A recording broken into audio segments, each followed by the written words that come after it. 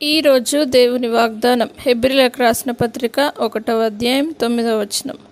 నిన్ను హెచ్చించినట్లుగా ఆనంద తైలముతో అభిషేకించెను. నా ప్రియ సహోదరులారా, దేవుడు ఈరోజు మీతో వాగ్దానం చేస్తూ ఉన్నాడు. మిమ్మల్ని హెచ్చించినట్లుగా ఆనంద తైలము చేత ఆయన మిమ్మల్ని అభిషేకించి ఉన్నాడు. కాబట్టి ధైర్యం వహించండి. దేవుడు తప్పకుండా ఆనంద తైలముతో మిమ్మల్ని అభిషేకించి మిమ్మల్ని ఇంకా హెచ్చించి ఆశీర్వదించి కాపాడునుగాక. ప్రార్థన.